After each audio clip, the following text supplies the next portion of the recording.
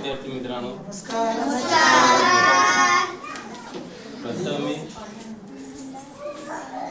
पहिलीच वेळ इथे बोलतोय म्हणजे असे सगळ्यांच्या समोर, म्हणून जे काय वेळेवाले शब्द गेला तर मला माफ करा. पहिले सांगते तर आज प्रजासत्ताक दिनाच्या मला सगळ्यांना शुभेच्छा. आणि मेन म्हणजे मला हे एवढ्या मोठ्या पदावर या लोकांनी आग्रह केला आणि बसवलं, त्याच्यासाठी मी सगळ्यांचं आभारी आहे.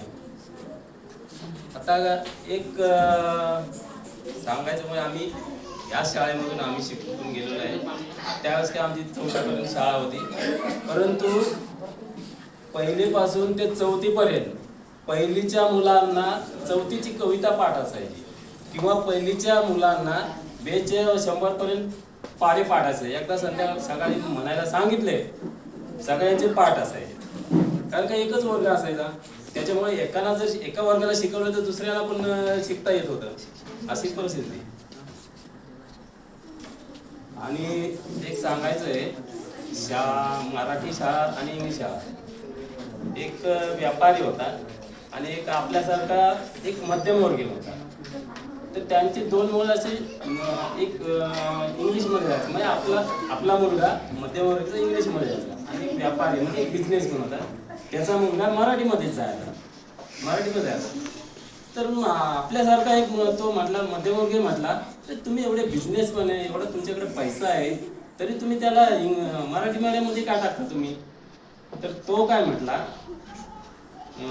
बिझनेस म्हटला, जर म्हटला ह्या तुमच्या इंग्लिश शाळेमध्ये प्रत्येक वर्षी कमीत कमी 2 लाख रुपये जर खर्च होत आहे, आणि हा मराठी माध्यमामध्ये मला जर फुकट जर शिक्षण मिळालं, माझ्या मुलाची क्षमता असेल तर तो मराठी शाळेमध्ये शिकून पण तो मोठा होऊ शकेल. परंतु हे 2-2 लाख रुपये मी वर्षाला जो भरतोय, ते वयात याचं शिक्षण होईपर्यंत आता 15वी जरी झाला तर प्रत्येक वर्षाला 2 लाख जरी घेतले तर 30 लाख होते. मग 30 लाख माझे बसतील, त्याच्या नावावरती मी ते 30 लाख प्रत्येक महिन्याला वर्षाला 2-2 लाख एफडी करून ठेवेन. मग कशाला म्हणतो मी इंग्लिश शाळेमध्ये टाकू? त्याच्यामध्ये जर तो शिकला तर चांगला, तो त्याच्यामध्ये अजून बिझनेस करेल तो, असं का.